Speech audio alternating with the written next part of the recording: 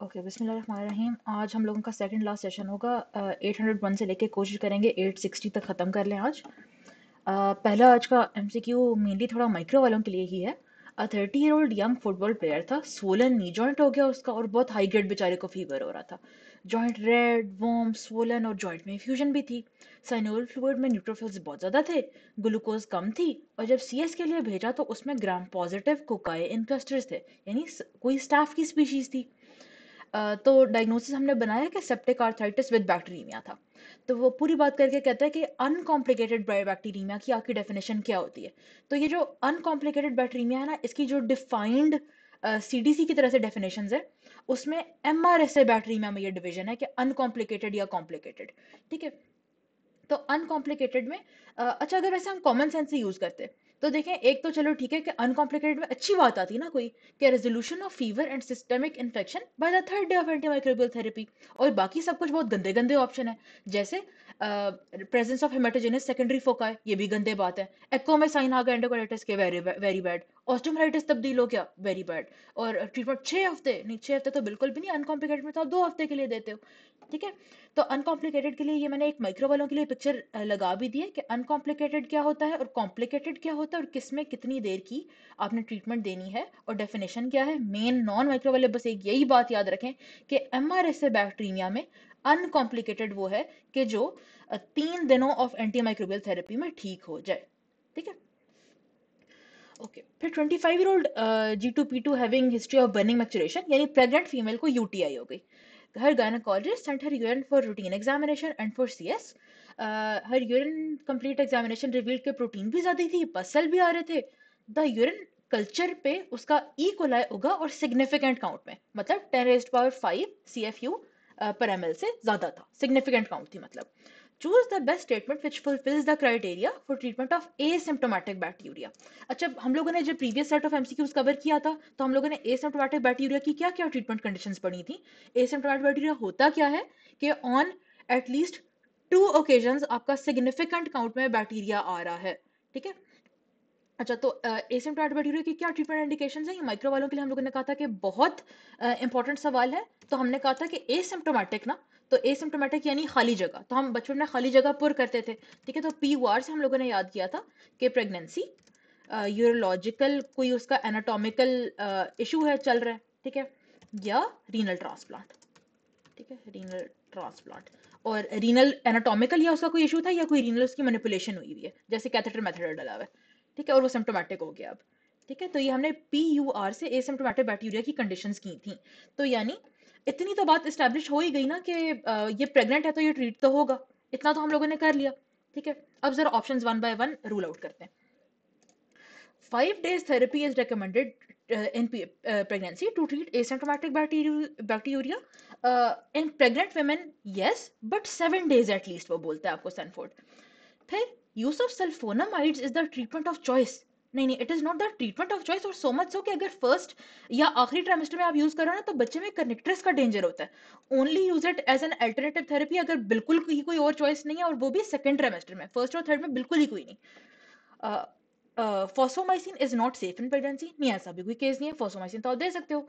Asymptomatic bacteria should not be treated in this case, ये तो बिल्कुल ही नहीं। प्रेगनेंसी तो हमने as a indication for treatment of asymptomatic bacteria पढ़ा है।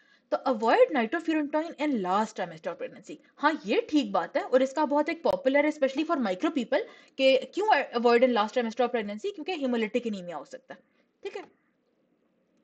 ओके, ये कॉट का यानी सल्फोनामाइड का कनेक्टर्स कहना कराना और नाइट्रोफ्यूरेंटाइन का haemolytic anaemia specially in the last trimester कराना, ये माइक्रो वालों के लिए बहुत हाई यील्ड बातें हैं।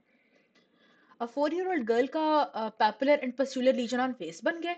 हनी कलर्ड सीरस फ्लूइड, तो जब भी हनी कलर्ड क्रस्टेड लीजन इस तरह की बनती थी तो हम एम्पेटिको बोलते थे। एम्पेटिको में टॉप टू हम अपने क्या डिफरेंसेस लगाते थे कि या ये अब ऑरियस की बात करेगा या ये हमें पायोजेनीज की तरफ लेके जाएगा।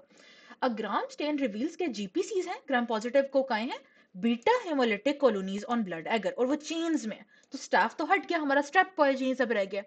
तो which one of the following sequelae is she most at risk of. तो जो हमने कॉमन सीक्वली पढ़े हुए हैं पायोजेनीज के, क्या दो मेन जो इम्यूनोलॉजिकल वाले होते हैं? एक हमने अक्यूट ग्लोमेरुलनेफ्राइटिस पढ़ा है और एक हम लोगों ने अक्यूट रूमेटिक फीवर पढ़ा है। तो रूमेटिक फीवर की हम बात करते थे कि ये more commonly as a complication होगा गला खराब होने के बाद, सोर थ्रोट के बाद।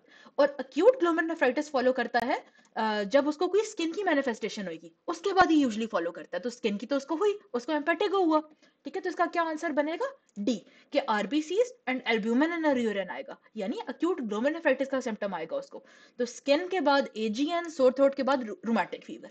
ठीक है। अच्छा, फिर purified genome of certain RNA viruses can enter a cell and elicit the production of progeny viruses.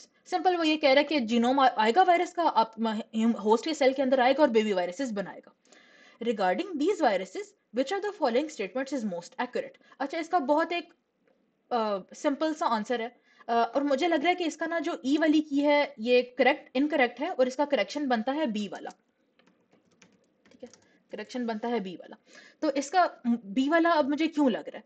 इसीलिए क्योंकि जब आरएनए हमारे अंदर आता है ना, और स्पेशली अगर वो सिंगल स्ट्रैंडेड आरएनए हो और वो भी negatively negative single stranded RNA हो, तो उसको हमारे अंदर आके अपनी मशीनरी के लिए प्रोटीनें बनाने के लिए उस एमआरएनए को उस आरएनए को ट्रांसक्राइब करना पड़ता है इनटू आइदर पॉजिटिव सेंस, ताकि उससे फिर वो प्रोटीनें आगे बना सके। ठीक है, तो इस सारे काम के लिए उसको चाहिए होता है पॉलीमरेज। ठीक है, RNA dependent polymerase, DNA dependent polymerase, ये सारे गंध उसको चाहिए होता है। ठीक है, तो आई थिंक इसका आंसर ये वाला होगा। मुझे ई की बिल्कुल भी ऑनेस्टली कोई सेंस नहीं लग रही थी। ठीक है। अच्छा, um, हाँ, a 77-year-old man with enterococcal endocarditis needed to be treated with penicillin जी। लेकिन उसकी हिस्ट्री थी कि उस बेचारे को तो पेनिसिलिन से बहुत सिवियर गंदे रिएक्शंस होते रहते थे। He was therefore skin tested using penicilloyl polylysine as the antigen, यानी हमने उसका स्किन टेस्ट किया उसकी हाइपर सेंसिटिविटी देखने के लिए। Which of the following is most likely to occur in a positive skin test? अच्छा, ये जो आप दे रहे हो ना कि आप एंटीजन दे रहे हो और आप उसका इमीडिएट हाइपर सेंसिटिविटी रिएक्शन देखना चाह रहे हो, जिस तरह आप डिप्थीरिया में डिक्स टेस्ट में करते थे। तो इमीडिएट हाइपर सेंसिटिविटी में हम हमेशा क्या बात करते थे कि क्यों इमीडिएट इमीडिएट है? क्योंकि वो बस एंटीजन एंटीजन का एलर्जन का बस वेट कर रहा है, क्योंकि आपके जो अब सारे वो हैं मास्ट सेल वगैरह वो प्री कोट हो जाते हैं, प्री सेंसिटाइज हुए हुए होते हैं विद एलर्जन स्पेसिफिक आईजीई। और वो वेट कर रहा होता है कि यार एलर्जन आएगा ना, मैंने तबाही मचा देनी है डिग्रेनुलेट होके, मैंने ढेर सारी हिस्टामिन रिलीज कर देनी है। ठीक है, तो उस वो जो आपको व्हील एंड फेयर फॉरन इस पेनिसिलिन वाले में नजर आएगा, तो उसमें टाइप 1 हाइपर सेंसिटिविटी रिएक्शन है। तो टाइप 1 पे टॉप की बात हमारी क्या फिट हो रही है? The antigen will cross link IgE, the antigen will cross link IgE on the mast cells and cause the release of histamine। ठीक है। ओके, ये थोड़ा सा मैंने माइक्रो वालों के लिए एक एनेक्डोट लेवेंसन वाला भी लगा दिया, जिसमें वो पेनिसिलिन ऑयल पोलीलाइसिन की बात करता है थोड़ी सी। ठीक है। अच्छा, और अगर ये पॉजिटिव आ जाए तो फिर अगर पेनिसिलिन ही आपने उस पेशेंट को देनी है, जैसे फॉर एग्जांपल इन सिफिलिस, तो आप उसको डिसेंसिटाइज करने की फिर कोशिश करते हो। ठीक है। Regarding the gram stain what is the most accurate statement, इसमें बस हम ठीक वाला ही पढ़ेंगे। तो देखिए, इसका जो फर्स्ट स्टेप होता था जिसमें आप क्रिस्टल बायलेट डालते हो और ग्राम आयोडीन डालते हो, तो उसमें तो चाहे वो पॉजिटिव है चाहे वो नेगेटिव है, उसमें तो पर्पल ही नजर आना है। रंगों में जो चेंज आएगा वो तो आपके डीकलराइजर डालने पे आएगा। ठीक है, और डीकलराइजर में फिर क्या होगा कि नेगेटिव से तो बेचारे से रंग ही उड़ जाएगा, क्योंकि उसकी बॉल ही इतनी पतली थी, और पॉजिटिव पर्पल का पर्पल रह जाएगा। और एंड पे सैफरन एंड वो होगी जो नेगेटिव को पिंक कर देगी और पॉजिटिव आपका पर्पल का पर्पल रहेगा। लेकिन जो फर्स्ट टू स्टेप्स थे क्रिस्टल बैलेट और आयोडीन, तब तक तो दोनों दोनों आपको वो पर्पल पर्पल ही नजर आ रहे हैं। ठीक है, purple purple blue blue. A 35-year-old man with CD4 count of बहुत ही कम presents with skin nodule on his chest। बहुत आगे जाके जब सारा एग्जामिन किया तो पता चला कि यार ये तो डिसेमिनेटेड क्रिप्टोकोकस लग रहा है। Which of the following is the best description of what the pathologist saw in the biopsy specimen? यानी उसको क्या नजर आया होगा उस स्किन बायोप्सी में जो वो कह रहा है कि ये क्रिप्टोकोकस है? तो क्रिप्टोकोकस हम लोगों ने एक तो ये बात की भी है कि यीस्ट है, और हमने उसके कैप्सूल को देखने की बार बार बात की है इंडिया इंक में। तो they are budding yeast with thick capsule. ठीक है, स्फेरियोल इसके बिल्कुल भी नहीं, हाइफी शाइफी वाला तो इसको चक्कर ही कोई नहीं था। तो चाहे नॉन सेप्टो सेप्टेटो, वो तो पिक ही नहीं करना। जर्म ट्यूब किसका था? वो तो कैंडिडा की बातें होती थी, और वो भी पॉजिटिव किस में? कैंडिडा एल्बिकेंस में। ठीक है, तो इसका जैसे आपको यीस्ट नजर आएंगी विद अ थिक कैप्सूल, और वो कैप्सूल के स्टेन पे नजर आएगा इंडिया इंक पे। A 22-year-old woman complains of persistent non-productive cough. बेचारी को बुखार भी है, rails in the left lung base, patchy infiltrate नजर आ रहा है. She works as a secretary in a law office and has not traveled recently. अच्छा, आगे जाके ना बड़ी एक वो कैरेक्टरिस्टिक सी बात कर रहा है, मतलब यंग सी बंदी है जिसको नमूनिया हो गया, ठीक है, पैची इन्फिल्ट्रेट है, यानी एक टिपिकल नमूनिया की थोड़ी सी बातें हो रही हैं. कफ भी उसकी नॉन प्रोडक्टिव है. टिपिकल नमूनिया, स्ट्रेप्टोकोकस नमूनी वाला, उसमें तो बड़ी अच्छी प्यारी प्रोडक्टिव कफ आती है. A sample of her serum agglutinates RBCs at 4 degrees but not at 37 degrees. तो ये हमने किस में बात की थी जिसमें हम कोल्ड एग्लूटिनेंट टाइटर हाई होने की बात करते थे. हम कहते थे कि एंटीबॉडीज बन जाएंगी. ये कौन सा बैक्टीरिया था ये टिपिकल नमूनिया कॉज कराने वाला? ये था माइकोप्लाज्मा नमूनी. तो माइकोप्लाज्मा की एक हम बहुत स्पेशल दो बातें क्या कहते हैं कि it is the smallest bacteria, और स्मॉलेस्ट, और बेचारे की सेल वॉल भी कोई नहीं है. स्मॉलेस्ट है, सेल वॉल बेचारे की कोई नहीं है, लेकिन अल्लाह मियां ने उसकी इस लिहाज से हेल्प की कि उसकी जो सेल मेम्ब्रेन है ना, उसकी सेल मेम्ब्रेन में स्टेरोल है, और किसी बैक्टीरिया की सेल मेम्ब्रेन में स्टेरोल नहीं है. और ये सेल मेम्ब्रेन का स्टेरोल होना, ये बात इसकी मैच करती है इंसानों की सेल मेम्ब्रेन के साथ. ठीक है, तो ये बस माइकोप्लाज्मा बेचारे के यही 3 MCQs हैं, ये 4 बल्कि, ये जो कोल्ड एग्लूटिनिन वाला, ये वाला भी बहुत इंपॉर्टेंट है. A mother of a 4-year-old child notes कि child बेचारा बड़ा ही poorly sleep कर रहा है, और scratching of his perianal area. तो जब भी हम माइक्रो में कुछ हिंट्स की बात करते थे तो रेक्टल प्रोलैप्स हम किस में कहते थे? वो ट्राइक्यूरस में था. साथ ही हम बात करते थे कि जब वो पेरी एनल एरिया की इचिंग करेगा तो फिर कौन हो गया? एंट्रोबियस वर्मिकुलरिस, यानी पिनवर्म्स हो गए. तो which of the following is the best method to make that diagnosis? तो पिछले एमसीक्यू सेट्स में हम लोगों ने क्या बात की थी, इसका क्या टेस्ट हम लोगों ने विद पिक्चर देखा था कि टेप टेस्ट होगा. तो सिंपल क्या करते हैं कि आप टेप लेते हो, टेप आप पेरी इनर एरिया पे स्टिक करते हो, और साथ ही आप एक स्लाइड ले लेते हो. ठीक है, और उस टेप को पेरी इनर एरिया पे आप स्टिक करके ढेर सारा चिपका के फिर स्लाइड के ऊपर आप उस टेप को लगा देते हो. फिर आप उस टेप को माइक्रोस्कोप में एग्जामिन करते हो तो ढेर सारे आपको एंट्रोबियस के एग्स नजर आ रहे होते हैं. ठीक है, ओके. ठीक है, तो examine transparent adhesive tape for the presence of eggs. ठीक है, और ये आपने अर्ली मॉर्निंग करना है. ये टेस्ट माइक्रो वालों को ये पता होगा, अर्ली मॉर्निंग करना है, क्योंकि रात को आके ये सारे अंडे देती है, तो सब सुबह सुबह अर्ली मॉर्निंग आपको हाईएस्ट यील्ड ऑफ अंडे मिलेगा. ठीक है, रिगार्डिंग बैक्टीरियस और एंट्रोबियस वर्मिकुलरिस एट पिनवर्म. ठीक है, रिगार्डिंग बैक्टीरियल स्पोर्स, क्या इज द मोस्ट एक्यूरेट? हम मोस्ट एक्यूरेट वाला ही पढ़ेंगे. तो पहले आंसर पढ़ लेते हैं, फिर पिक्चर देख लेते हैं. One spore germinates to form one new bacterium. एक स्पोर से एक ही बैक्टीरिया निकलेगा. तो जैसे देखें, मतलब किधर किधर किधर ये सारा एक स्पोर बन गया. ठीक है, तो देखें स्पोर से जो इवेंचुअली लिबरेट हुआ है वो तो एक बैक्टीरिया ही निकला है ना.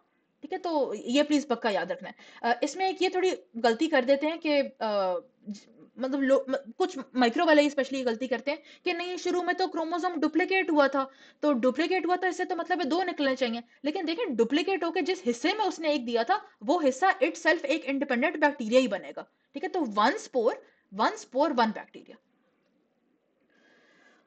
फिर 22-year-old वुमन आई है. काफी आगे चलते हैं, उसकी सीरोलॉजी हमने अब इंटरप्रेट करनी है. ठीक है, अच्छा, इसका ना HIV IgM नेगेटिव था. IgM जो कि अक्यूट इन्फेक्शन को शो करता है हेपेटाइटिस ए के, तो ए का तो IgM नेगेटिव था. HIV IgG पॉजिटिव है. ठीक है, IgG पॉजिटिव होने का क्या मतलब हो गया कि उसको कभी बस गुजर गया, मतलब हुआ था HIV hepatitis A. SAG is negative, surface antigen is negative, यानी अभी इसको इन्फेक्शन नहीं है, और उसकी जो एंटीबॉडीज हैं वो पॉजिटिव है. ठीक है, तो ये भी सजेस्ट करता है कि इसको पहले हुआ था, बी पहले हुआ था. लेकिन अगर अब मैं कोर की तरफ देखना चाह रही थी, तो अगर पहले हुआ था तो core antibody should have been positive. अगर वायरस ट्रूली आया है तो इसका क्या मतलब होता है कि surface antigen negative, antibody positive surface की, लेकिन कोर नेगेटिव. तो कोर का तो हम ये कहते थे कि अगर वायरस आया है तब ही कोर पॉजिटिव होगा. अगर सिर्फ सरफेस एंटीबॉडी पॉजिटिव आ रही है, इसका मतलब है कि ये वैक्सीनेटेड है. ठीक है, क्योंकि वैक्सीन में आप सिर्फ सरफेस एंटीजन देते हो तो सिर्फ सरफेस एंटीबॉडी बनती है. वैक्सीन में आप कोर नहीं दे रहे होते तो फिर कोर की एंटीबॉडी ऐसी थोड़ी बन जाएगी. और HCV एंटीबॉडी भी उसकी HCV एंटीबॉडी पॉजिटिव है उसकी. ठीक है, तो दिस लाइकली सजेस्ट उसको हेपेटाइटिस सी तो बेचारे को अभी चल रहा है. ठीक है, तो ए उसको पास्ट में हुआ, बी से वो वैक्सीनेटेड है, और सी उसको अभी है. ठीक है, किधर है, किधर, she has been infected with HIV in the past probably not with BV, क्योंकि हेपेटाइटिस बीवी तो उसको अभी वैक्सीनेशन हुई भी है ना, तो वैक्सीनेशन डज नॉट मीन कि वो इन्फेक्टेड है, वरना तो कोर पॉजिटिव आती। And probably has hep C now, ठीक है, और बिल्कुल क्योंकि एचसीवी की एंटीबॉडियां पॉजिटिव आ रही हैं तो इट इज लाइकली कि उसको एचसीवी बेचारी को भी है, ठीक है। और ये मैंने वही एक रिपीटेड टेबल लगा दिया है। हम क्या कहते थे इम्यूनाइज्ड में कि कोर पॉजिटिव नहीं आएगी, इम्यूनाइज होने में सिर्फ उसकी एंटी एचपीएस पॉजिटिव आएगी, ठीक है। कोर का आना मीन्स के वायरस आया था, तो ये तो कह रहा है कि कोर नेगेटिव है, ठीक है। ओके, फिर regarding the function of different classes of antibodies, क्या इज द मोस्ट एक्यूरेट, ठीक है। अच्छा, इसमें हम ठीक वाला ही आंसर कर लेते हैं पहले। IgG binds to the bacterial surface and makes the bacteria more easily ingested by phagocytes। अच्छा, एक ना ब्लाइंडली अगर चीज करनी है ना इम्यूनो के लिहाज से, तो वो ये है कि IgG का जब जिक्र हो ना और IgG और माइक्रो वाला प्लस कोई MCQ हो, तो बात यही होगी कि फेगोसाइटोसिस। क्यों? क्योंकि IgG जिस बैक्टीरिया पे लगेगा ना, तो वो उसको खाने के लायक बनाएगा। खाने के लायक बनाने का मतलब है कि वो उसको ऑप्सनाइज कर देगा, तो ज्यादा न्यूट्रोफिल उसको खाने का बड़ा पसंद करेगा कि यार ओ इस पे तो आईजीजी लगी, पकड़ो पकड़ो पकड़ो, ये एनिमी है। तो जिसके ऊपर आईजीजी है, that will make the bacteria more easily ingested by phagocytes, ठीक है। अच्छा, जरा हल्का सा इसका ये भी देख लेते हैं।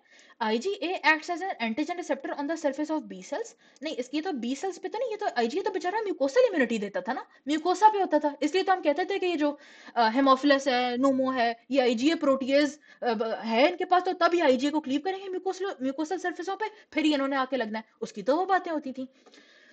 IgG activates the alternative pathway. नहीं, ये भी बिल्कुल ठीक नहीं है।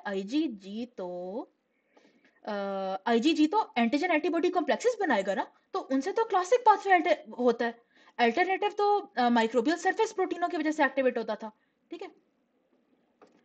हाँ, IgM डिफेंड्स अगेंस्ट वर्म। नहीं, वर्म वगैरह की एलर्जी की जब भी बात आए तो वो तो IgE की बातें होती हैं। फिर IgE blocks the binding of viruses to the gut mucosa. तो नहीं, IgE का वायरस से तो बिल्कुल कोई ताल्लुक नहीं है, इसका तो एलर्जी वर्मों से ताल्लुक है। ओके, और ये वही बात एक दिखाया हुआ है कि ये माइक्रोब था, ठीक है, माइक्रोब पे ये लग गई आईजीजी, ये जो वाई बना हुआ है आईजीजी लग गई, तो अब फेगोसाइट ने बड़ा पसंद किया, यार ये वाओ, ये ऑप्शनाइज्ड एक बैक्टीरिया, फिर इसको पकड़ो पकड़ो इसको खाओ, ठीक है, तो वो आ गया और उसने उसको इंजेस्ट करके खा लिया। The two most common types of viral vaccines are killed and live. तो कहते हैं वैक्सीनों के बारे में क्या मोस्ट एक्यूरेट है।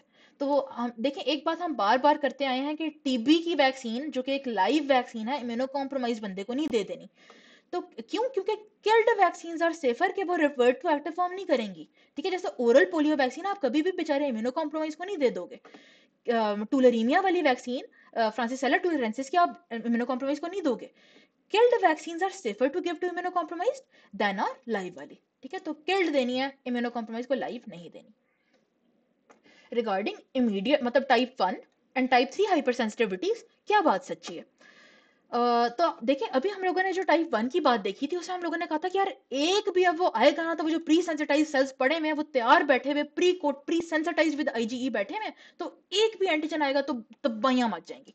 तो यानी और जो इम्यून कॉम्प्लेक्स वाला था, उसमें हम लोगों ने कल देखा था कि ढेर सारे एंटीजन एंटीबॉडी कॉम्प्लेक्सेस डिपॉजिट करेंगे, फिर ये मसला होएगा ना। एक बस कॉम्प्लेक्स डिपॉजिट होने से तो कुछ नहीं इतना ज्यादा मसला हो जाना, ढेर सारे आएंगे, ढेर सारे कॉम्प्लीमेंट एक्टिवेट करेंगे और फिर तबाहियां मचेंगी।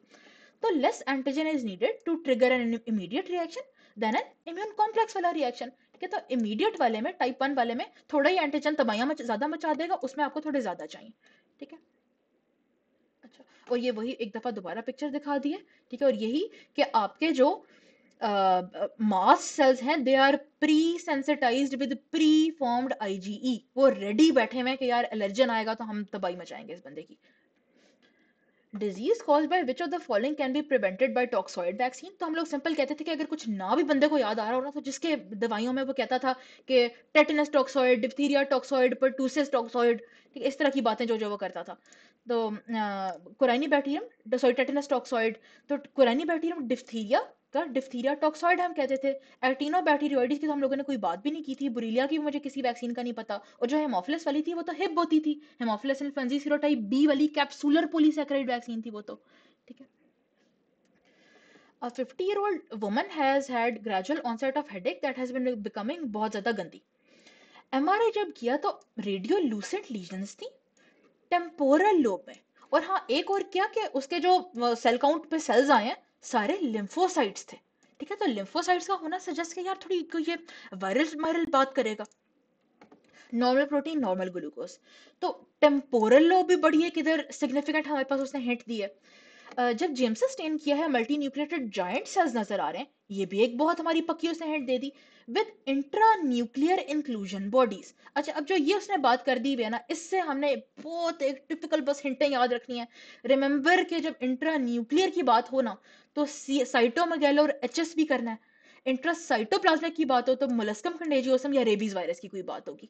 ठीक है, ये प्लीज नहीं भूलना, ये बहुत हाई यील्ड है, ना सिर्फ माइक्रो के लिए, ना सिर्फ वायरो के लिए, ना सिर्फ हिस्टो के लिए। ठीक है, तीनों को ये प्लीज, ये बहुत इंपॉर्टेंट है। तो मल्टी न्यूक्लिएटेड जाइंट सेल्स बनाता है ना हर्पीज सिम्प्लेक्स, टेम्पोरल लोब में उसके एब्सेसेस होते हैं, ये बहुत पॉपुलर बात है हर्पीज सिम्प्लेक्स वायरस की। और हाँ, ठीक है, और आई थिंक और कोई बात नहीं है स्पेशल। और वही कि जो लिम्फोसाइट का होना उसने कह दिया था, वो तो वायरस का कह दिया था, लेकिन अब चारों ऑप्शन में वायरस है। और इंट्रा न्यूक्लियर का herpes सिम्प्लेक्स से प्लीज नहीं भूलना, प्लीज, ये बहुत इंपॉर्टेंट है।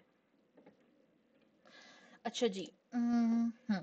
अच्छा, तो 80-year-old man had an carcinoma of colon था, इम्यूनो कॉम्प्रोमाइज्ड है बेचारा। ठीक है, अब ना he was doing well until this morning. अब उसका फीवर हो गया और उसको बहुत ज्यादा एब्डोमिनल पेन होना शुरू हो गया, बिल्कुल बोर्ड लाइक एब्डोमेन है, इंडिकेटिव ऑफ पेरिटोनाइटिस।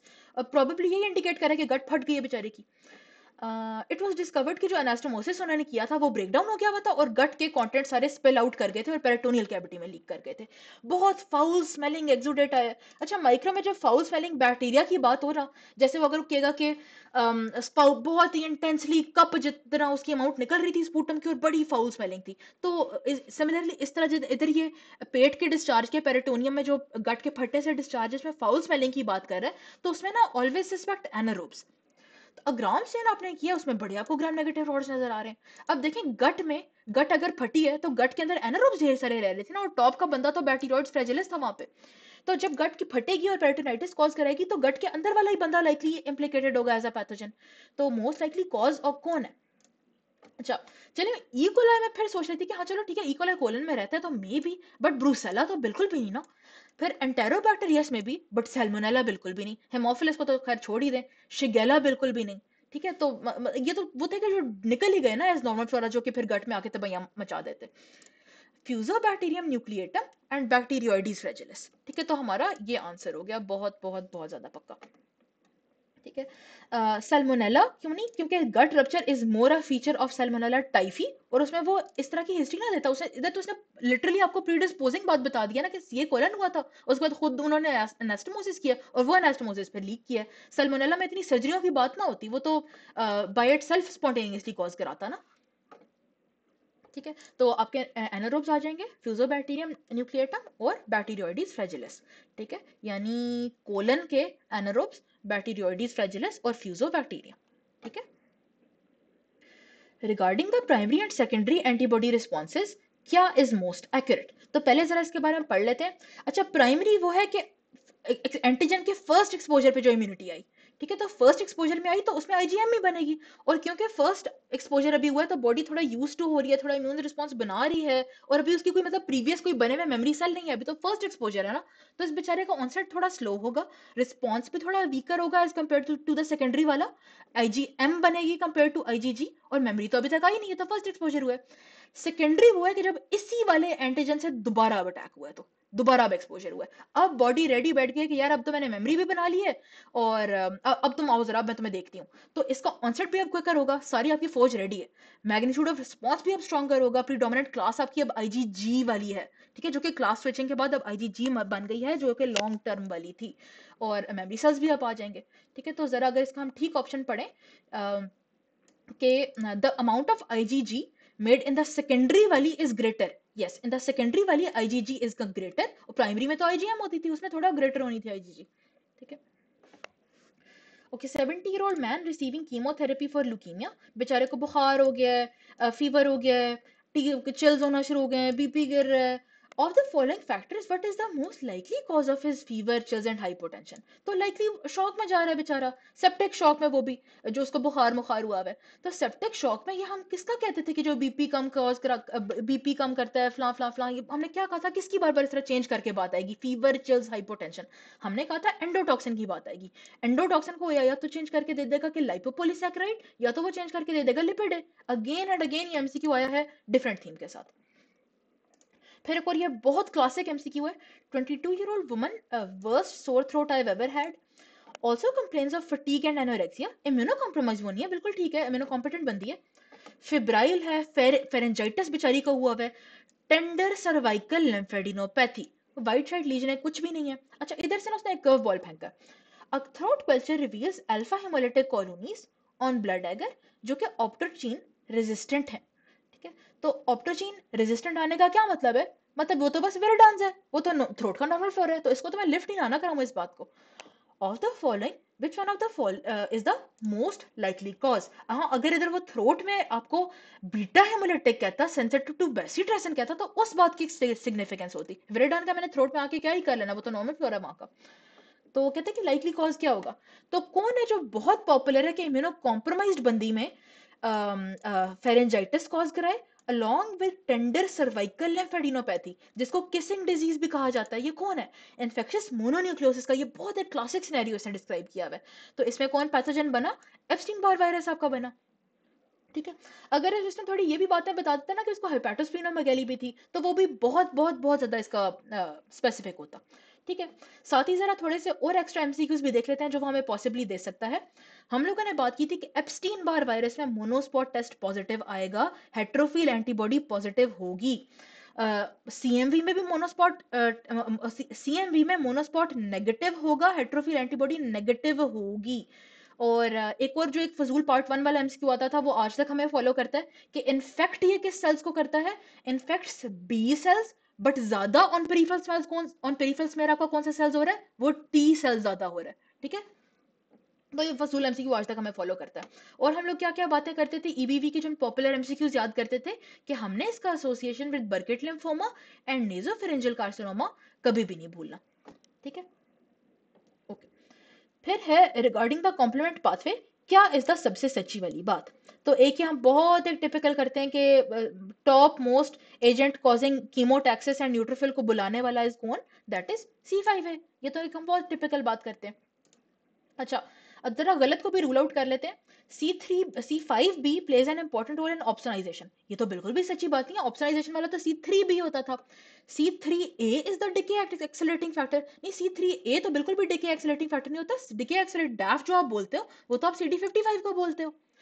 ठीक है, C1 binds to the surface of gram positive bacteria which initiates the classic pathway। तो नहीं, ये भी बिल्कुल भी ठीक नहीं है। क्लासिक पाथवे, वो तो क्लासिक पाथवे तो अभी हम लोगों ने जो ऊपर तस्वीर देखी थी, मैंने तस्वीर डाली हुई है, क्लासिक पाथवे तो एंटीजन एंटीबॉडी कॉम्प्लेक्सेस की वजह से इनिशिएट होता था। ठीक है, अच्छा और क्या है, और बैक्टीरिया से चिपकने की इसकी कोई ऐसी बात नहीं थी, एंटीजन एंटीबॉडी कॉम्प्लेक्सेस इसको आगे फिर किक स्टार्ट कराते थे जीवन को। The membrane attack complex is produced in the classical pathway but not in the alternative pathway. नहीं, ये भी बिल्कुल भी सच बात नहीं है। देखें, क्लासिक में भी और अल्टरनेट में भी, दोनों में आपका मेम्ब्रेन अटैक कॉम्प्लेक्स बन रहा है, C5b C9 वाला, एक में तो नहीं बन रहा। ठीक है, तो बाकी तो सारे बाय बाय हो गए। a 9-year-old गर्ल सॉकर खेल रही थी, बेचारी लिम्प करना शुरू हो गई, उसका पेन इन लेग हो गया, अपर थाई में कहती है मुझे दर्द होता है, टेम्परेचर उसका बहुत बुखार है, फीमर का एक्सरे रिवील्स के periosteum is eroded, you order a blood culture. तो कहता है वो क्या लाइकली नजर आएगा ब्लड कल्चर पे, तो इतनी बात तक उसने कहा है कि ये ऑस्टियोमाइलिटिस की बातें हैं सारी। ठीक है, जो कि इतना प्यारा सिनेरियो नहीं है, वो Amy playing soccer and began to limp ना कहता, कोई predisposing factor like an injury जरूर होता। और अब वो हेमाटोजीनसली डिसेमिनेट कर गया, जिसकी वजह से उसके ब्लड कल्चर भी पॉजिटिव आ रहा है, which is also very rare in osteomyelitis, बहुत एंड स्टेजेस में। Which of the following would be the most likely blood culture finding.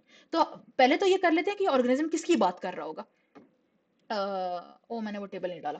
अच्छा, हम लोगों ने एक प्रीवियसली एक टेबल किया था कि ऑस्टियोमाइलिटिस का इन बच्चे and adults most common overall cause क्या है। हम कहते थे ऑस्टियोमाइलिटिस का ओवरऑल मोस्ट कॉमन है स्टाफिलोकोकस ऑरियस, और अगर वो कहे कि सिकल सेल का बच्चा है और उसको ऑस्टियोमाइलिटिस हुआ, तो तब हम कहते थे कि उसको वो सैल्मोनेला का ऑस्टियोमाइलिटिस होएगा। ये बहुत एक दो टिपिकल है ऑस्टियोमाइलिटिस के सवाल। ठीक है, तो यानी हमने इनमें से वो ऑप्शन ढूंढना है जो ऑरियस को पक्का फिट करे। तो gram positive cocci that grow on blood agar, yes. Causing a clear zone of hemolysis, yes. And are coagulase positive, बिल्कुल। तो कोएगुलेज पॉजिटिव तो हमारी स्टाफ की बड़ी डिफिनेटिव बातों में से था। ठीक है, तो स्टाफ ऑरियस को हमने ढूंढना है। Your summer research project is to study सारे viruses that cause upper respiratory infections. तो आपने एक वायरस ऐसा आइसोलेट किया है from a patient's throat and find that its genome is RNA, मतलब वो आरएनए वायरस है जो भी आपने अपनी रिसर्च के करके आपने आइसोलेट किया। Furthermore, you find that the genome is the complement of viral mRNA within the infected cell. इस पूरी लंबी ढेर सारी बात का सिर्फ ये मतलब है, is a complement of viral RNA का मतलब है is a complement of viral mRNA के वो नेगेटिव सेंस वायरस है। ठीक है, कॉम्प्लीमेंट मानी नेगेटिव सेंस RNA है उसका। तो ये जो सारी इतनी लंबी जो बात की है, इससे हमें इतनी बात पता चली है कि ये एक single stranded negative sense virus है। ठीक है, तो of the following which is the most appropriate conclusion that you would draw. ठीक है, अच्छा इसमें पहले ठीक आंसर ही पढ़ लेते हैं। The virion contains a polymerase. ठीक है, एक तो ये वाली बात हो गई। अब जरा इसका मतलब देखते हैं।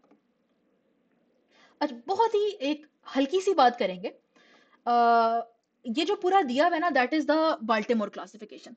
बाल्टीमोर क्लासिफिकेशन इस पे होती है कि बैक्टीरिया मतलब इवेंचुअली सारे वायरसेस ने एमआरएनए सिंथेसाइज करना है। अब वो किस मैनर से करेगा, according to these different mannerisms उसको डिफरेंट ग्रुप्स में डिवाइड किया गया। ठीक है, तो एक जनरल सा रूल, बहुत देसी सा रूल एक याद रख लें कि डबल स्टैंडर्ड डीएनए उसको पसंद होगा, सिंगल स्टैंडर्ड डीएनए उसको पसंद होगा, डबल स्टैंडर्ड आरएनए भी उसको पसंद होगा, उससे भी वो मैसेंजर आरएनए बना लेगा, सिंगल स्टैंडर्ड पॉजिटिव से भी बना लेगा। मसला उसको है सिंगल से और नेगेटिव से। ठीक है, मसला उसको इससे। तो जैसे फॉर एग्जांपल जो वो इस ग्रुप की बात कर रहा है नेगेटिव सिंगल स्ट्रैंडेड, तो नेगेटिव को you have to transcribe it into a positive strand for it to be used as mRNA, उस फिर फर्दर उस मैसेंजर आरएनए से ट्रांसलेशन होकर प्रोटीनों ने बनना है। तो तकलीफ उसको बस इस नेगेटिव से होती है। तो क्योंकि उसको इस नेगेटिव से तकलीफ होती है और उसने उसको पॉजिटिव में कन्वर्ट करना होता है मैसेंजर आरएनए बनाने के लिए, तो इसीलिए ऐसे बैक्टीरिया के, ऐसे वायरसेस के पास अल्लाह मियां ने उनको पॉलीमरेज दिया होता है ताकि उनको बहुत तकलीफ से गुजरना नहीं पड़े। ठीक है, तो आरएनए इंडिपेंडेंट आरएनए पॉलीमरेज इनके पास होता है कि वो इससे प्यारा सा इसको पॉजिटिव में ट्रांसक्राइब कर लें, उस पॉजिटिव को फिर वो एज मैसेंजर आरएनए यूज कर लें। ठीक है, तो अलमिया ने इनको ऐसे वायरसों को पॉलीमरेज दे दिया। ठीक है, ताकि उनको ज्यादा तकलीफ का सामना ना करना पड़े। और जो हमने इतनी लंबी बात की कि वो एक नेगेटिव स्ट्रैंड वाला बेचारा आरएनए है सिंगल स्ट्रैंडेड, तो उससे अलमिया ने उसको पॉलीमरेज दिए। ठीक है, यही उसका मोस्ट लाइकली कंक्लूजन होगा। हाँ, अच्छा ये जो माइक्रो वाले हैं ना, ये प्लीज बाल्टीमोर क्लासिफिकेशन एक दफा अच्छी से जरूर कर लें, ये इंपॉर्टेंट है। अभी बेशक नहीं, लेकिन आईएमएम के करीब प्लीज जरूर कर लें, और पार्ट 2 के लिए प्लीज जरूर करना, ये बहुत इंपॉर्टेंट है। और ये कि किस ग्रुप में कौन सा वायरस आता है। अच्छा, 25-year-old man has a history of 4 episodes of, बेचारे के बॉयल्स बहुत ज्यादा बनते जा रहे हैं। बहुत ज्यादा वो कहता है बॉयल्स आर एब्सेसिस, जो कि लाइकली उसका हमेशा निकलता था, और यस जो कि निकलना था। विच of the following is the most likely cause of the underlying immunological factor, जो कि उसको इतने ज्यादा बॉयल्स बेचारे को बनते जा रहे हैं। तो कहते हैं इम्यूनोलॉजिकली बेचारे का क्या डेफिसिट है जो इतना वो बदकिस्मत हो गया। तो हमने बात की थी कि जब भी बैक्टीरिया की बात आए ना, तो बैक्टीरिया का चक्कर यही चलना है कि वो ऑप्शनाइज होंगे तो ऑप्शनाइज होंगे आईजीजी से, और आईजीजी फिर उनको लेके जब खाने के ज्यादा लायक बनाएगी और न्यूट्रोफिल्स प्यार से आके फिर उसको खा लेंगे। ठीक है, तो यही उसका मसला है कि फेगोसाइटोसिस ही कोई नहीं हो रहा, तो इसलिए तो ये आके ज्यादा सारे ढेर सारे बॉयल्स बनाता जा रहा है, एब्सेसिस बनाता जा रहा है। तो बेचारे के प्लाज्मा में आईजीजी सफिशिएंट अमाउंट्स में नहीं है। ठीक है, जो कि बेचारी ऑप्शनाइजेशन के लिए चाहिए थी। अच्छा, ये मैंने एक मिनी एक ये भी डाल दिया कि why not the other options. ठीक है, तो लेकिन आज क्योंकि टाइम भी शॉर्ट है, तो आई फील लाइक कि हमें आगे चलना चाहिए। ठीक है, अच्छा, you are reading an article that says कि otitis media is commonly caused by non-encapsulated वाले strains of Haemophilus influenzae। अच्छा, अब ये वैसे ही पहले जरा पढ़ लें। जो Haemophilus influenzae होता है ना, इसके दो strains होते हैं, एक encapsulated वाले और एक non-encapsulated वाले। तो जो हॉरिबल गंदे तरीन लाइफ थ्रेटनिंग मसले हैं ना, लाइक सेप्टिसीमिया, सेप्टिक आर्थराइटिस, ओस्टियोमाइलिटिस, ये सारे कैप्सुलर वाला कर रहा है। और जो सादे या अपर वाले मसले हैं ना, कि कान खराब, नजला जुकाम, कंजक्टिवाइटिस, इस तरह वाले मसले नॉन एनकैप्सुलेटेड कॉज करा रहा है। ठीक है, अच्छा, जो माइक्रो वालों को ये बस पता हो कि एनकैप्सुलेटेड जनरल पॉपुलेशन में नमूनिया करा रहे हैं, लेकिन जो बेचारे वो है ना, बेचारे सिस्टिक फाइब्रोसिस वाले जैसे, वो तो पहले ही बेचारे गए गुजरे, तो उनको इवन नॉन एनकैप्सुलेटेड वाला भी नमूनिया कॉज करा देता है। ठीक है। अच्छा, तो वो कहते हैं कि वही बात कि ओटाइटिस मीडिया नॉन एनकैप्सुलेटेड वाले से हुआ था, जो कि होना था। You are surprise that non encapsulated strain can cause this disease. तो कहता है क्या क्या वो ऐसी बात थी जिससे आपको इतना, आपको सरप्राइज हो गए। तो यही के मतलब यही परेशानी होती है ना बंदे का कि अच्छा यार, इवन तो वो बेचारा नॉन कैप्सुलेटेड था, उसने भी डिजीज कॉज करा लिया। क्योंकि हम तो ये सोचते हैं ना, मतलब क्यों आपका सरप्राइज जस्टिफाइड है, क्योंकि असूलन तो एज पर द किताब नॉन एनकैप्सुलेटेड स्ट्रेन तो इजीली फेगोसाइटोज हो जाने चाहिए, क्योंकि कैप्सूल तो एंटीफेगोसिटिक होता था। तो इसलिए मेरा सरप्राइज जस्टिफाइड है कि यार इसने कैसे करा दिया, इसकी कैसे औकात हुई। ठीक है। ओके। ठीक है। अच्छा। हाँ, अच्छा, ये ना मैंने पूरा लिखा हुआ है कि उसकी फिर कैसे ऐसी औकात हुई। तो वही, क्योंकि उसने, चलो बेशक ठीक है बेचारे के पास कैप्सूल नहीं था, बट उसके पास और फैक्टर्स तो थे ना इम्यून सिस्टम की तबाहियां मचाने के लिए। जैसे आईजीए प्रोटीएज था, बायोफिल्म है वो बनाता था, फिर उसकी भी तो कभी इम्यूनिटी कम होनी है ना, जब उसको बुखार बुखार होगा तो फिर आए मसला कॉज कराए, बेशक नॉन एनकैप्सुलेटेड भी। ठीक है। Okay, 35-year-old man is HIV positive. बेचारे का CD4 काउंट कम है। He has had a history of fever of काफी ज्यादा, और बेचारा बहुत tired all the time feel करता है। हम्म। अच्छा, काफी जब हम आगे जाते हैं, बाकी सारे टेस्ट उसके नेगेटिव थे। Bone marrow biopsy reveals ग्रेनुलोमास। तो हमने एक ही की अभी तक बात की हुई है, जो कि प्रीवियसली हमने सिनेरियो हल किया था कि हिस्टोप्लाज्मा कैप्सुलेटम के बोन मैरो ग्रेनुलोमास बनेंगे। कल्चर पे आपको एक ऐसा ऑर्गेनिज्म नजर आया जो कि yeast at in the heat था, मोल्ड इन द कोल्ड था, हाइफी एट 25 लेकिन बडिंग यीस्ट एट 37, यानी वो डाइमॉर्फिक है। तो डाइमॉर्फिक पे तो हमारे पास दोनों ऑप्शन आ गए, हिस्टोप्लाज्मा भी, कॉक्सीडियोइडीज भी। बट अगर कॉक्सीडियोइडीज होता है थोड़ी लंग की ज्यादा ज्यादा बातें होती, इधर तो लंग की एक भी कोई बात नहीं है, उसका चेस्ट एक्चुअली स्पेशल से मेंशन किया कि नॉर्मल है बिल्कुल। तो बोन मैरो में ग्रेनुलोमा बनना is a feature of histoplasma. Okay, पर 70-year-old woman sustain third degree burns over काफी ज्यादा of her body. Blue green discharge आ रहा है ड्रेसिंग से। तो बर्न के बाद अगर ब्लू ग्रीन डिस्चार्ज आ रहा है, बेचारा बच्चा सेप्सिस में जा रहा है, इतना उसको मसला इस ऑर्गेनिज्म ने कॉज कराया हुआ, तो हमेशा हमेशा कौन होगा? It will be Pseudomonas. ठीक है। अगर वो ऑक्सीडाइज पॉजिटिव बता देता तो थोड़ी और प्यारी बात हो जाती, बट ये अगेन एंड अगेन डिफरेंट तरह से, कि कान से ब्लू ग्रीन डिस्चार्ज था, बर्न वूंड से था, यूरिन ब्लू हो गया। तो इन सारी बातों में आपने सूडोमोनास किसी तरह लेके जाना है। ठीक है। पस का ब्लू ग्रीन था, एनीथिंग ठीक है, क्योंकि हमने कहा था कि पायोसियानिन और पायोवर्डिन सूडोमोनास पिगमेंट्स प्रोड्यूस करता है, जिनकी वजह से ये कलर हो जाएगा। अच्छा, ये ना बड़ा एक थका हुआ एमसीक्यू था। 20-year-old woman has several episodes of high grade fever है, चिल्स हो रहे हैं, शेकिंग चिल्स हो रहे हैं, सिवियर हेडेक है बेचारी को, हेमाटोक्रिट कम है। She recently return from Africa, जहाँ पे वो वॉलंटियर थी।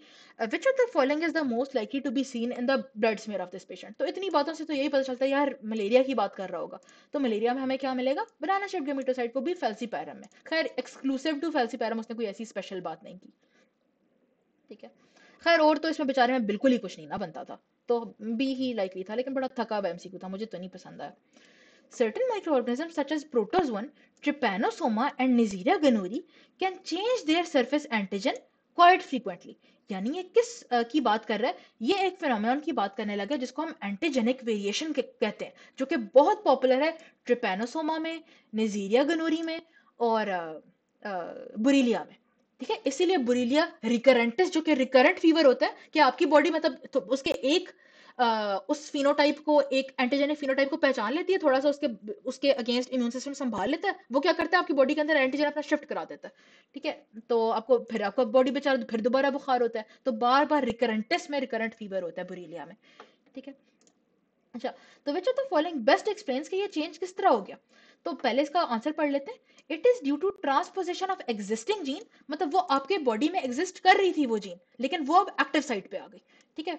तो जैसे यही के ये प्रीवियसली उसका एंटीजन था, कोई जीने कन्वर्ट, उनका कोई कन्वर्जन टाइप इवेंट हुआ है, और वो अब न्यू सरफेस एंटीजेंस बन गए, एंटीजेंस चेंज हो गए, वेरिएशन हो गई है, और वो अब एक्टिव पोजीशन में आ गए। ये पहले सोए हुए थे ये वाले एंटीजेंस। ठीक है। एक इसकी ना एक ज्यादा प्यारी तस्वीर ये है, जो कि उसने प्रोग्राम्ड रीअरेंजमेंट कह के उसने बड़ी प्यारी डेमोन्स्ट्रेट की हुई है एंटीजेनिक चेंजेस के लिए। तो उसमें जैसे फॉर एग्जांपल देखें कि पहले ना वो जो जीन थी, वो जो प्रोटीन थी, वो इस एक्सप्रेशन लोकस से बन रही थी।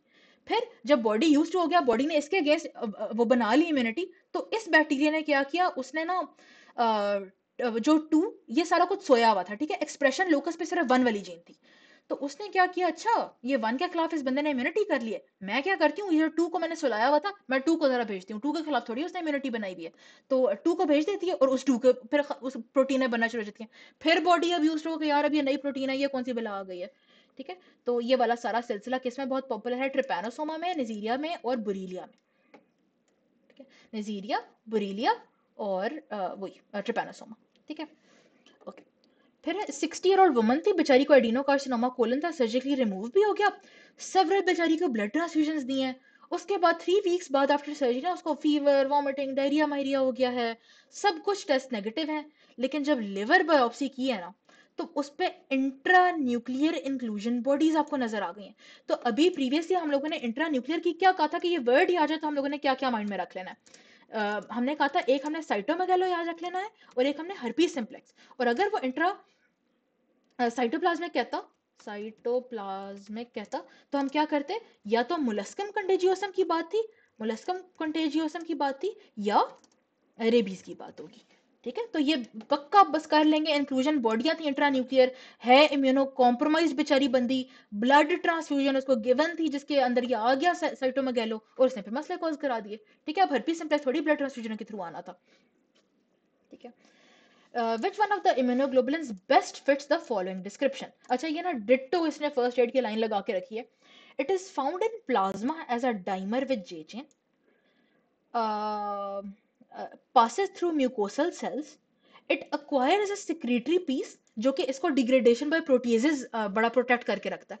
अच्छा, अब देखें, अगर बंदे को कुछ नहीं ना पता कि डाइमर माइमर की पेंटामर की बातें कुछ नहीं पता बंदे को, बंदा इतना तो कर ले कि अगर म्यूकोसल सेल्स की बात है ना, क्यों तो म्यूकोसल सरफेसों पे कौन होती थी, म्यूकोसल सरफेसेस पे आईजीए होती थी, तो उधर से ये कर दें। लेकिन हम इसका पूरा प्यारा वाला पढ़ भी लेते हैं। अच्छा, ये है पूरी फर्स्ट एड की वो वाली तस्वीर। अब देखें, इन द ये क्या है, किधर क्या है इसका, हाँ, जिस सर्कुलेशन में जब फिर रहा होता है ना, फिर इधर उधर फिर अभी आपकी सिक्रीशनों में नहीं आया, ठीक है, आपके टीयर्स में नहीं है, एम इधर उधर फिर रहा है अभी सर्कुलेशन में, तो तब वो just as a monomer exist करता है। बट जब आपकी म्यूकस मेम्ब्रेनों पे ये सेट होता है, आके वहां पे सिक्रीशनों में निकलना शुरू होता है, लाइक सलाइवा, टीयर्स, सिक्रीशने, तो फिर ये एज अ डाइमर, यानी देखें ये टू वाइज लगे हुए ना, डाइमर विद जे चेन होता है। ठीक है, और ये जो उसकी टिपिकल बात जो उसने एंड पे बोली कि it acquires a secretory piece जो कि इसको डिग्रेडेशन से बचाता है। तो ये देखिए, picks up secretory component from the epithelial cells जहां पे वो आके रहता है, जो कि उसके एफसी पोर्शन को हमारे लुमेन के प्रोटीजों से बचा के रखता है। ठीक है, तो डिट्टो उसने यही वाली बात करी है। पर इतना प्लीज पक्का याद रखना है कि म्यूकोसल सर्फेसों पे बंदे को और कुछ भी ना पता हो, बंदे को ये पता हो म्यूकोसल सर्फेसों पे आईजीए है। इसीलिए तो जो हेमोफिलस वगैरह है, न्यूमो, मेनिंजाइटिस, उसने आके रेस्पिरेटरी म्यूकोसा पे लगना है ना, तो इसीलिए वो आईजीए प्रोटीएज बनाते हैं कि ये हटेगी तो मैं आऊंगा। ओके, फिर है जी, कहता है टीबी है, माइकोबैक्टीरियम ट्यूबरकुलोसिस और mycobacterium avium complex, they are बहुत इंपॉर्टेंट कॉजेज ऑफ डिजीज। तो टीबी और मैक के बारे में क्या सबसे सच्ची वाली बात है, तो हम सबसे सच्ची वाली बात जरा पहले पढ़ लेते हैं। अच्छा, पहले ना ये याद रहे कि मैक जो है, ये मिट्टी, मैक से मिट्टी याद रखनी है, तो एनवायरमेंट से आता है। और जो पर्सन टू पर्सन इसका बेचारे का नहीं होता बिल्कुल भी। जबकि टीबी तो हमें पता है कि ह्यूमन टू ह्यूमन बहुत ज्यादा इसकी बात है। ठीक है, तो पहले सही वाली पढ़ लेते हैं। MAC is found in the environment, not transmitted person to person. TB तो फाउंड इन ह्यूमंस और पर्सन टू पर्सन होता है टीबी। जरा इनको बाकियों को जरा रूल आउट भी कर लेते हैं। Cell mediated immunity is the most common host defence in TB, लेकिन मैक के खिलाफ नहीं, ऐसी तो कोई बात नहीं है। माइकोबैक्टीरिया पूरे जीनस के खिलाफ सेल मेडिएटेड इम्यूनिटी ही है। In clinical lab, MAC can be distinguished from MTB by the fact कि MAC forms colony in 7 days, जबकि MTB does not। बिल्कुल ऐसी कोई बात नहीं है, दोनों ही बड़ी देर लगाते हैं। MDR strains of MAC are much less common than multi-drug resistant strains of TB। नहीं, ऐसी बिल्कुल भी बात नहीं है, दोनों में ही बड़ी ड्रग रेजिस्टेंस अब आ चुकी है। ठीक है, अच्छा, ये भी एक मुझे बड़ा ही फजूल लगा था, ये जो वायरो वाले जीने नहीं मिक्स करते करते रहे, जो हमसी को पता नहीं बहुत बुरे लगते हैं। तो इन the laboratory a virologist was studying the properties of mutant viruses. फिर उसने क्या किया कि she infected cells with mutant virus 1। तो म्यूटेंट वायरस 1 के डालने के बाद कोई बेबी वायरसेस नहीं बने। फिर उसने डाला, चलो अब मैं म्यूटेंट वायरस 2 डालती हूँ। म्यूटेंट वायरस 2 के बाद भी कुछ भी नहीं हुआ, कोई प्रोजेनी वायरसेस नहीं बने। जब उसने सेल्स को म्यूटेंट वायरस 1 और 2 में से इन्फेक्ट करा दिया ना, तो फिर प्रोजेनी वायरसेस प्यारे प्यारे बने। ठीक है, तो कहते हैं विच of the following is the best term जो कि इस चीज को करती है कि इंडिविजुअली तो चलो कुछ भी नहीं हुआ लेकिन मिल मिला के हो गया, तो इसको आप प्यारा बोलते हो कॉम्प्लीमेंटेशन। ठीक है, तो अच्छा, कॉम्प्लीमेंटेशन की ना स्पेशली एग्जांपल प्लीज याद रखनी है कि जिस तरह हेपेटाइटिस डी वायरस अकेला नहीं बेचारा कॉज कराता ना कोई मसले, हेपेटाइटिस डी उसमें आएगा जिसमें हेपेटाइटिस बी था। क्यों? क्योंकि उसको जो हेपेटाइटिस बी है उसमें से एनवेलप प्रोटीन बनाने के लिए मशीनरी चाहिए होती है, तो डी खुद डेफिशिएंट था, तो उसको क्योंकि बी ने हेल्प कर दी, तो बी ने उसके लिए कॉम्प्लीमेंटेशन कर दी। ठीक है, और बी ने उसको भी एज अ फंक्शनल वायरस बना दिया। ठीक है, तो जब एक फंक्शनल दूसरे नॉन फंक्शनल को पैरा फंक्शनल बना दे, लाइक हेपेटाइटिस बी वाली एग्जांपल। ठीक है, endotoxin is an important underlying cause of septic shock and death, especially in hospitalized patients. तो रिगार्डिंग एंडोटॉक्सिन क्या सच्ची बात है? तो एंडोटॉक्सिन का हम लोगों ने जो ये कहा था कि हम ये वाला टेबल नहीं भूलेंगे कि उसमें hypotension, shock, tumour, necrosis factor की वजह से होती है और फीवर इंटरल्यूकिन 1/6 की वजह से होता है। तो क्या is the most accurate regarding endotoxin? It causes the synthesis of tumour necrosis factor और उसकी वजह से उसका शॉक मॉक वाले सिम्टम होने हैं। ठीक है, ये अगेन ये ना बात बड़ी दफा, ये कोई छठी दफा उसका एमसीक्यू रिपीट हो के आया है डिफरेंट तरीके से एंडोटॉक्सिन का। 12 ईयर ओल्ड गर्ल बेचारी को सीजर हो गया, भाग के उसको हॉस्पिटल लेके गए। टेम्परेचर उसका ज्यादा था, नो नकल रिजिडिटी, सीटे में भी कुछ भी नहीं आया। स्पाइनल टैप किया तो प्रोटीन ग्लूकोज सब कुछ नॉर्मल था, कुछ ऑर्गेनिज्म नहीं हो गए और वो कोमाटोज हो गई और उसकी डेथ हो गई। Routine blood culture spinal fluid पे कुछ भी नहीं आया। ऑटोप्सी पे eosinophilic inclusion bodies in the cytoplasm of the nucleus in the neurons. तो इंट्रासाइटोप्लाज्मिक इंक्लूजन की ये बात कर रहा है, तो हम लोगों ने पक्का क्या रूल बनाया था? न्यूक्लियर कौन होगा, साइटोप्लाज्मिक कौन होगा? फिर से रिवाइज करते हैं। इंट्रा न्यूक्लियर में हमारे पास कौन कौन थे? एचएसवी एंड जो भी हमने प्रीवियसली कवर किया सीएमवी। इंट्रा साइटोप्लाज्मिक में हम लोगों ने किसकी बात की थी? एक रेबीज वायरस की और एक मोलस्कम कंटेजियोसम की। अब देखिए मोलस्कम होता तो उसकी जिस तरह की वो हिस्ट्री बताता ना कि अम्बलाइकेटेड नोड्यूल उसके जेनेटेलिया मेटेलिया पे बन गए, जो वो ये बात कर रहा है कि इयोसिनोफिलिक इंक्लूजन बॉडीज या नेग्री बॉडीज की बात कर रहा है जो कि रेबीज में बनती हैं।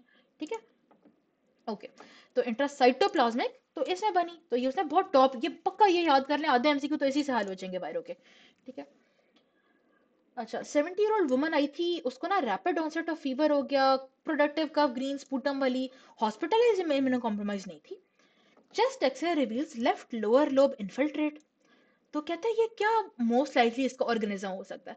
अच्छा, इसमें ना लोग गलती ये करते हैं कि जब वो कह रहे हैं कि ग्रीनिश स्पूटम, तो लोग कहते हैं वो ये तो सूडोमोनास होगा, जबकि Pseudomona greenish sputum specially is not exclusive to Pseudomonas.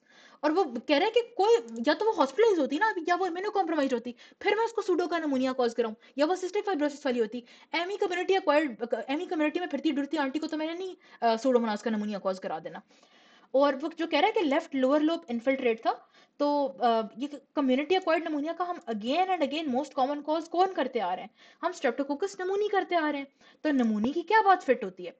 Gram positive diplococci जिनको हम लैंसेट शेप भी कहते हैं, और स्ट्रेप्टोकोकस नमूनी का हेमोलिसिस कैसे होता है? अल्फा हेमोलिटिक होता है। तो don't be misled by greenish sputum. ठीक है, हाँ ठीक है, अगर वूंड से डिस्चार्ज उसका ग्रीनिश मिनिश आ रहा है, कान से आ रहा है, फिर यू कैन। स्पूटम में ये रूल अप्लाई नहीं कर देना, और वो भी फिरती डुरती बंदी पे।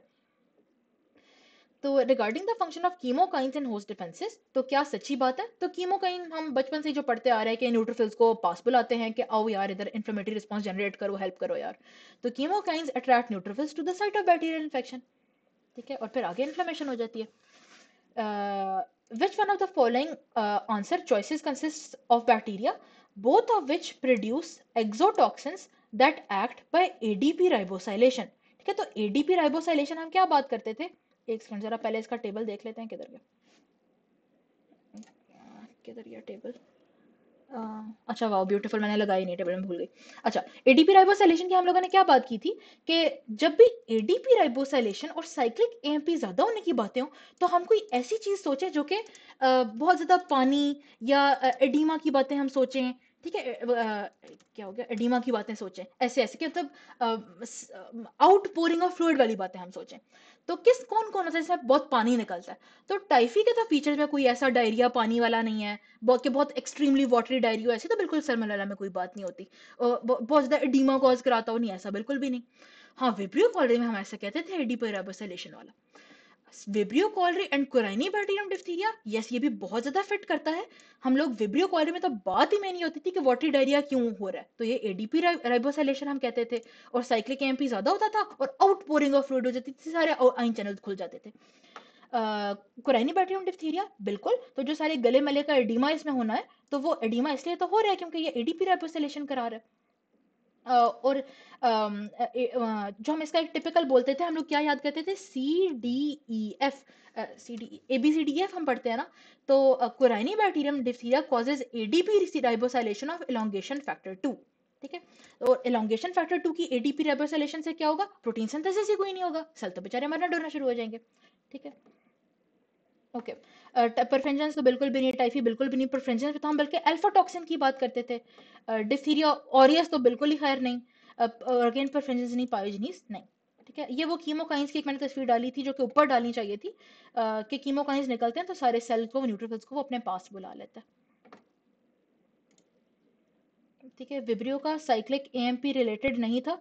सर जो एडीपी राइबोसाइलेशन के बाद जो चीज ज्यादा हो रही थी वो साइक्लिक एएमपी ही थी, तो ये एक ही बात है।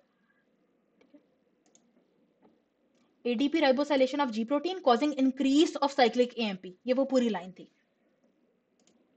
ठीक है, okay. Regarding HCV virus and hepatitis D वाला क्या सच्ची बात है, तो अच्छा इसको जरा रूल आउट करके जरा पहले ट्राई करते हैं। CV is transmitted by blood, DV is not, नहीं बिल्कुल भी नहीं। हम लोगों ने कहा था कि B, C और D उनका ब्लड सेक्जुअल मैच है। More than half of the CV वाली infection will result in a chronic carrier state. तो क्रॉनिक इन्फेक्शन होना, क्रॉनिक हेपेटाइटिस होना, ये तो बड़ी एक पॉपुलर बात है फॉर हेपेटाइटिस सी, तो यस ये लाइकली लग रहा है। There is effective vaccine against C but not against D, ये तो बिल्कुल भी नहीं। हम लोगों ने कहा था वैक्सीन तो दो के खिलाफ है और वो पहले दो वाले हैं, ए और बी।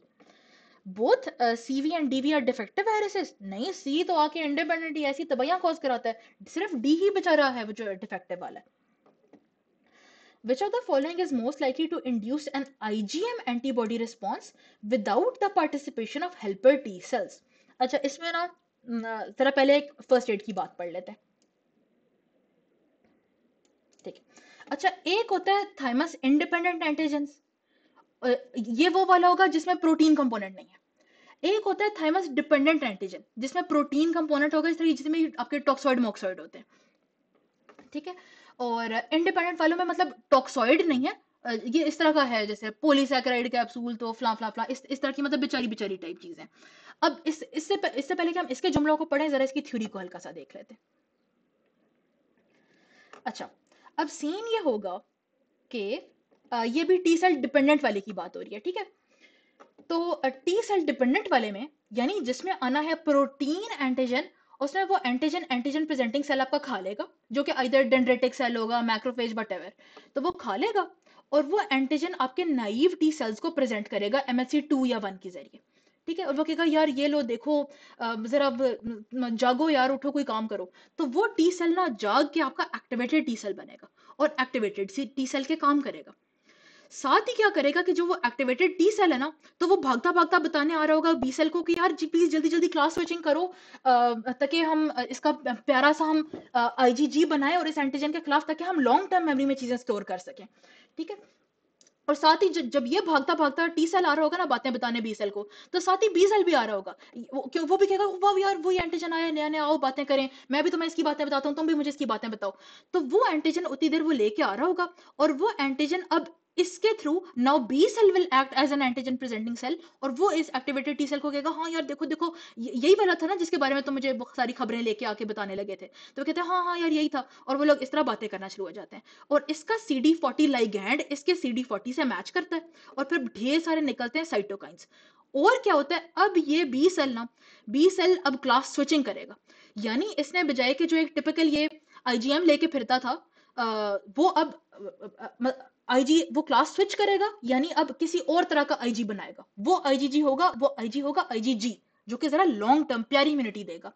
तो अब ये तो सारा चक्कर, अब लॉन्ग टर्म प्यारी इम्यूनिटी होना, यानी हमने किस में बात की है शुरू से, हम किधर से ये चक्कर चला रहे हैं, एंटीजन, जब एंटीजन वो था आपका प्रोटीन वाला, तो जो आपकी थाइमस डिपेंडेंट वाली थी, थाइमस डिपेंडेंट वाली जिसमें टी सेल इन्वॉल्वमेंट थी, तो वो कौन सा हुआ, जो प्रोटीनों वाले थे जिसमें टॉक्सॉइड वाले थे।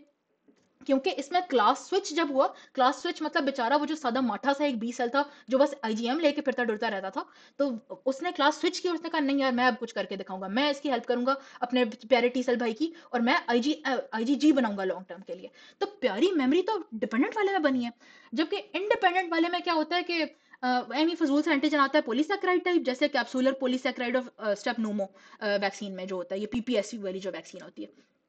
वो सादा माठा बेचारा एमी फजूल सा क्या करता है आके कि वो पूरे इस काम को ही ना टी सेल को ही बाईपास कर देता है, वो इसको नहीं आके लगता।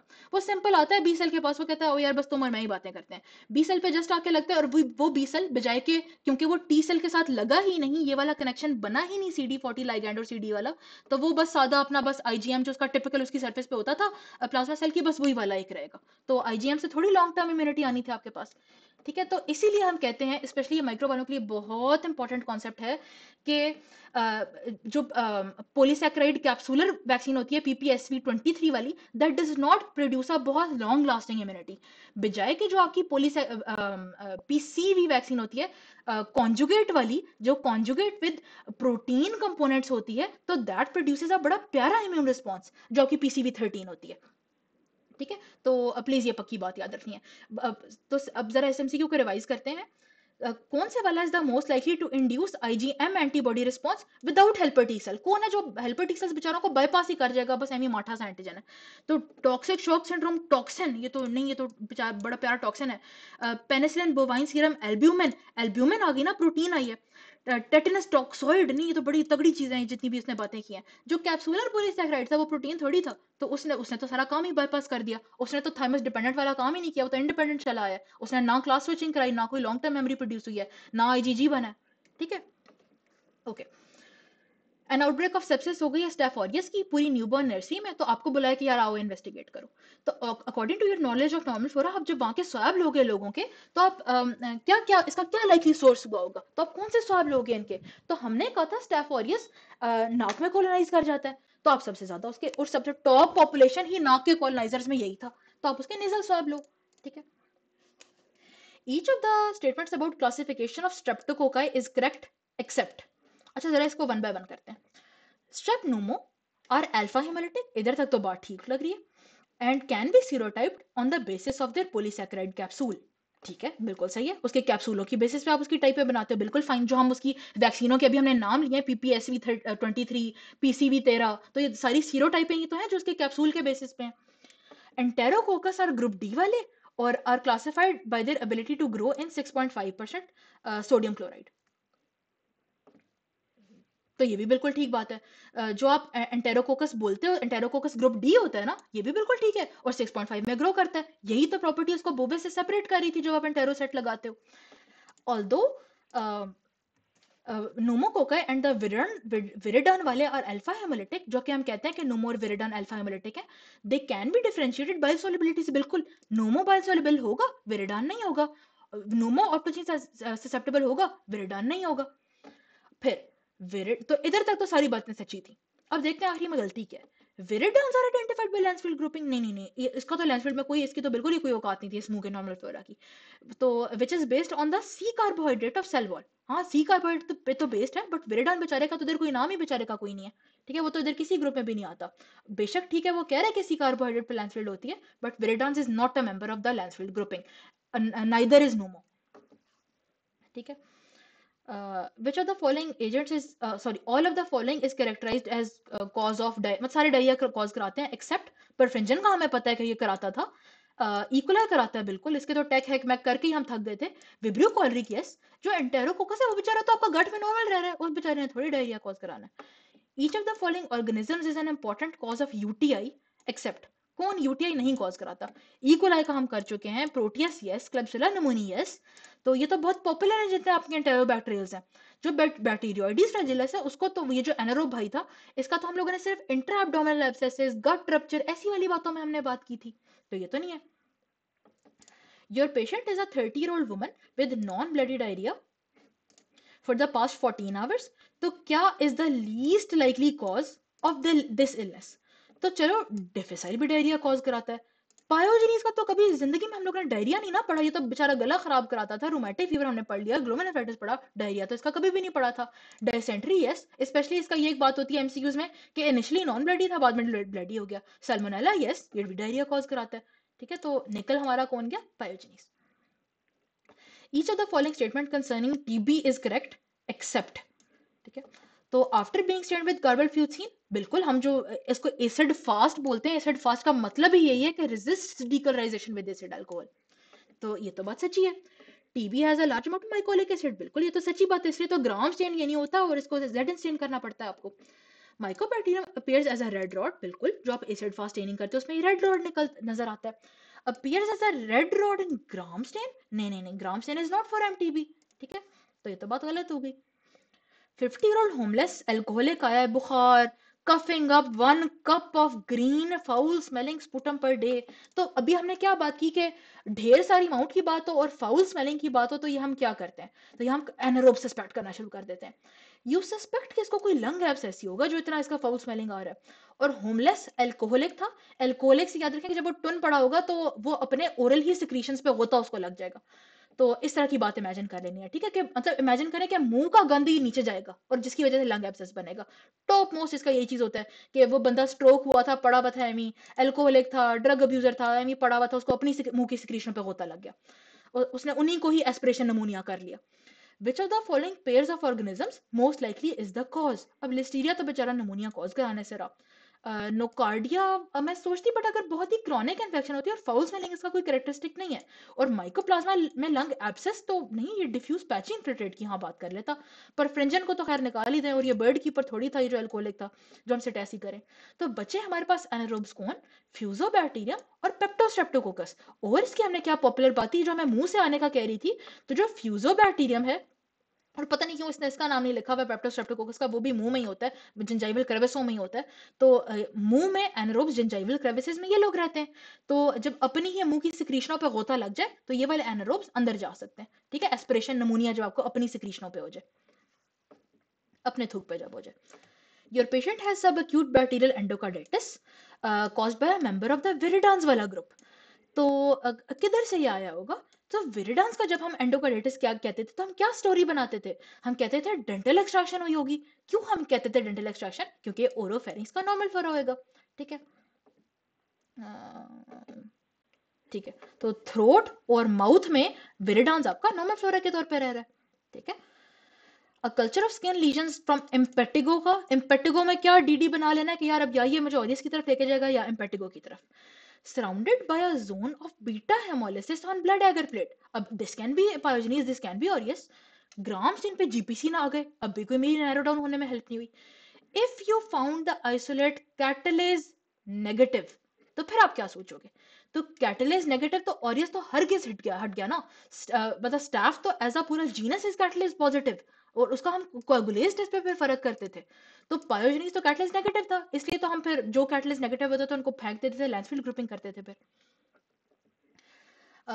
The coagulase test is use to distinguish कौन, जिसमें प्लाज्मा क्लॉट होता है, ये किस ऑर्गेनिज्म के लिए होता है? तो हमने अभी बात की कि जब स्टैफिलोकोकस हो जाएगा, जो कि स्टैफिलोकोकस पूरा जीनस आपका पूरा जो ग्रुप है ये कैटलिस्ट पॉजिटिव होगा, तो आप किस टेस्ट से फर्क करोगे कि अब यार ये ऑरियस है या एपिडर्माइटिस, तो आप कोएगुलेज करोगे। ये बहुत इंपॉर्टेंट कोर कॉन्सेप्ट वाला एक एमसीक्यू है।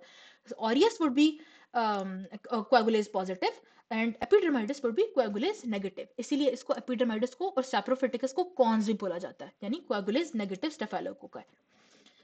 विच of the following is a virulence factor for staph aureus? तो ये हम पहले भी एक दफा बात कर चुके हैं, जो हमें वाह मैंने फिर से तस्वीर नहीं लगाई, हम खैर पहले भी बात कर चुके हैं कि स्टाफ ऑरियस में एक चीज होती है प्रोटीन ए, और प्रोटीन ए जो आईजीजी का एफसी पोर्शन होता है ना उस पर बाइंड कर जाती है। ठीक है, तो ये मैं आईजीजी बना रही हूँ। ठीक है, और ये मैं बना रही हूँ, अच्छा ये मतलब एंटीबॉडी है। ठीक है, ये आईजीजी है। तो ये इसका नीचे होता है एफ सी पोर्शन और ऊपर होता है फैब पोर्शन। ठीक है, फैब माइनी एंटीजन बाइंडिंग वाला पोर्शन। ठीक है, जहाँ पे आके एपिटॉप लगेगा, और एफ सी से याद कर लें, एफ सी वाला ये वो सिस्टम होगा जो कि जिसने आगे फिर कॉम्प्लीमेंट एक्टिवेट करना है और फिर फेगोसाइटोसिस वाला पूरा चक्कर चलना है। तो जो प्रोटीन ए है वो तो पोर्शन आके यहाँ पे ही बाइंड कर जाता है। तो जब ये वाला ब्लॉक ही होगा तो बेचारा आगे कॉम्प्लीमेंट सिस्टम कैसे एक्टिवेट होना है जो बेचारा हमारी हेल्प करे। ठीक है। तो protein A binds to the Fc portion of IgG, blocking complement activation and phagocytosis. ठीक है। Which of the following host defense mechanisms is most important for preventing dysentery caused by salmonella? तो हम जो Salmonella में, जो vibrio में हम बड़ी एक बात करते थे कि यार जो हमारा अपना गैस्ट्रिक एसिड है वो बड़ी प्रोटेक्शन दे रहा है, और इसीलिए जो ज्यादा पीपीआई वगैरह लेते हैं, प्रोटॉन पंप इनहिबिटर, तो वो they are more predispose to infection, क्योंकि एसिड इसको मारने में बड़ी हमारी हेल्प कर रहा है। तो ये जो डिफेंस गिरेंगे तो इसने फिर आके ज्यादा दवाइयां मचानी है। ठीक है। फिर इसका थोड़ा सा भी बेचारा लोड आएगा, थोड़ा सा भी इन्फेक्शन डोज आएगा तो ये मसला कॉज कराएगा। तो बड़ा एक इंपॉर्टेंट होस्ट डिफेंस है ये एसिड हमारा सारे पेट वाले मसलों के against. The most important protective function of antibody stimulated by tetanus immunization is, तो टेटनस का यही तो एक मेन काम था कि जो आपका टॉक्सिन को न्यूट्रलाइज करना है, वही इसका मेन हमने काम करना था ना। आपका इम्यूनाइजेशन का काम ऑप्शनाइजेशन होता है, प्रिवेंट ग्रोथ तो खैर बिल्कुल भी नहीं होता, वो तो एंटीबायोटिकों का काम होता है। प्रिवेंट एडहेरेंस नहीं, बिल्कुल भी नहीं। टॉक्सिन की neutralisation. 5 hours after eating reheated rice at a restaurant, तो फ्राइड राइस, रीहीटेड राइस, ये टिपिकल हम क्या करते हैं उसके बाद जब पेट खराब हो जाए, पक्का ये अगेन एंड अगेन आया वैसे सीरियसली, ये बहुत टिपिकल एमसीक्यू है। Which of the following bacteria has the lowest infectious dose? कि थोड़ू भी आएगा तो आपकी तबाहियां मचा देगा। तो हम लोगों ने विब्रियो से क्या याद किया था, हमने कहा था कि विब्रियो का वी 7 की शेप को मैच कर रहा है। ठीक है, जैसे ये 7 की शेप है ना, 7 भी वी बन रहा है ना, तो विब्रियो का तो 10/7 था, वो तो बड़ा हाई इन्फेक्शियस डोज है। सल्मोनेला का हम बहुत इंपॉर्टेंट क्या कहते थे, 10/5। कैंपाइलोबैक्टर का हम क्या कहते थे, 10/4। तो चलो कंटेंडर्स में तो बेचारा आया ना। शिगेला का तो हम फॉरेन सल्मोनेला से कंपेयर करते थे, शिगेला 10/2 था। तो ये तो बहुत ही कम ना कि यार 10 से 100 भी आए तो इन्होंने तबाहियां मचा देनी है हमारी। ठीक है। तो सल्मोनेला 10/5, शिगेला 10/2, और जो ई कोलाई सादे वाला है उसका 10/6 to 9 है। बट जो ई हेक है उसका शिगेला जैसे 10/2 ही है उसका। और विब्रियो का हमने 7 से शेप मैच करके कर लिया था। कैंपाइलोबैक्टर का हम बस ये याद कर लेते हैं 4, बस इसका 4 पक्का एक, सॉरी, याद कर लें, और कोई बेचारे की सेंस नहीं बनती। ठीक है। देखें टेम्परेचर भी इसका 42 पसंद होने वाली हमने बात की थी ना, तो आईडी भी इसका 4 से ही स्टार्ट हो रहा है। ठीक है, ऐसे कर लें। अच्छा जी, तो लोएस्ट किसका आईडी हो गया, लोएस्ट आईडी हो गया शिगेला का। For one of the following enteric illnesses, chronic carrier किसमें बन जाता है? तो क्रॉनिक कैरियर जो हमें इतना लंबा मसला चलता था क्योंकि वो गॉल ब्लैडर में बैठ जाता था, फिर स्टूल सीएस हम उसके कराते बैठ जाते थे, तो वो टाइफाइड था, सल्मोनेला टाइफी, जो कि गॉल ब्लैडर में बैठ रहा है, आपकी बाइल में निकल रहा है, स्टूल में आ रहा है। ठीक है, तो क्रॉनिक कैरियर सल्मोनेला में बनता है। Which of the following zoonotic illnesses has no arthropod vector? तो प्लेग में तो हम कह के थक गए थे कि हम लोगों ने रैट फ्ली नहीं इसकी गलत करनी, तो फ्ली तो आर्थ्रोपॉड है। लाइम डिजीज में हम टिक बॉर्न हम कहते रहते थे कि माउंटेन पे गया, हाइकिंग करने गया, टिक ने उसको काटा। एपिडेमिक टाइफस में हम कहते थे रिकेट्सिया नहीं भूलनी, रिकेट्सिया प्रोवाजेकी। जबकि ब्रूसेला में तो हम अनपास्चराइज्ड मिल्क कहते थे, इसमें हम कीड़े मकोड़ों थोड़ों की बात करते थे। ठीक है, तो ये ना मैंने एक टिक बॉर्न वाला डाल भी दिया है। तो एपिडेमिक टाइफस प्रोवाजेकी से हो रहा है जिसका लाइस था, और जो क्या है रॉकी माउंटेन स्पॉटेड फीवर, वो टिक से हो रहा है, रिकेट्सी वाला जो है। ठीक है। अर्लिकिया एनाप्लाज्मा ऑब्लिगेट इंट्रासेलुलर है, ये भी टिकों से हो रहे हैं। रैबिट वाले एक हमने प्रीवियसली क्या बात की थी, वो भी हमने रैबिट की टिक की बात की थी, टूलरीमिया बीमारी जिसकी लाइव वैक्सीन थी। यर्सीनिया पेस्टिस का प्लीज नहीं गलत करना, रैट टिक अगर वो कहता है तो उसकी ट्रिक्स के लिए हम नहीं फॉल करेंगे, rat flea is the answer, तो मेरी वाली गलती नहीं करनी please. Which of the following organisms principally infects vascular endothelial cells, और जिसके रिजल्ट में बड़ा एक पेटिकल रैश कॉज कराता है? तो ये कौन है जो कि इस तरह का पेटिकल रैश कॉज कराता है, और उसका पैथोजेनेसिस ही मेनली ये है कि वेस्कुलाइटिस वो कॉज कराता है, आपकी वेसल की बेचारी एंडोथेलियल लाइनिंग की तबाहियां मचा देता है, जिसकी वजह से एडिमा और हेमरेज होता है। तो this is Rocky mountain spotted fever की बातें। ठीक है, जो कि रिकेट्सी से हो रहा है, जिसका हमने कहा था कि टिक है, बजाय के जो किधर गया, जो टिक है बजाय के जो एपिडेमिक टाइफस है वो भी रिकेट्सिया से हो रहा है, लेकिन वो प्रोवाजेकी से हो रहा है जो कि लाइस वाला बंदा था। ठीक है, ओके। फिर second last, which of the following statements most accurately depicts the ability of the organism to be cultured in the laboratory? इसमें बस हम ठीक वाला ही पढ़ेंगे, प्रीवियसली खैर हम इसको वैसे कर चुके हैं इसी तरह की डिफरेंट थीम वाले को, कि लेप्री जो है वो कभी भी, लेप्री का फर्क ही बाकी सारी माइकोबैक्टीरिया वाले भाइयों से ये है कि कभी आर्टिफिशियल मीडिया पे नहीं होगा, उगेगा तो यार मैं डिलो बेचारे के फुट पैड में उगेगा, अदरवाइज ये नहीं उगेगा। ओके, हाँ। 2 ईयर ओल्ड बॉय था, बेचारे की इम्यूनाइजेशन भी मिस थी। अब बॉय है high grade fever, irritable, stiff neck, यानी उसको मेनिंजाइटिस हो गया बेचारे को। डब्ल्यूबीसी ज्यादा हैं, वो डब्ल्यूबीसीओ में भी न्यूट्रोफिल हैं। Pleomorphic GNRs only growing on chocolate agar. तो ये कौन है प्लियोमॉर्फिक जीएनआर? कौन है जो सिर्फ चॉकलेट एगर पे उगता है? हेमोफिलस की बात हो रही है ये। अब नजीरिया तो बेचारा कोकस होता ना अगर उसकी बात होती तो। If an inhibitor is designed to block major villus factors of this isolate, तो कहता है अगर आपने ब्लॉक करना होगा तो कोई इनहिबिटर देखे तो आप इसकी क्या चीज ब्लॉक करोगे, क्या इसका टॉप मोस्ट विलनेस फैक्टर है? तो हम लोग क्या बातें करते थे कि ये जो तीन हमारे हैं, निजीरिया मेनिंजिटिडिस, मेनिंजी, स्ट्रेपनोमो और हेमोफिलस, हेमोफिलस इन्फ्लुएंजी, इनकी क्या हमें बहुत टिपिकल बातें करते थे कि स्प्लेनेक्टमी में भी इन्हीं तीन की वैक्सीन लगानी है।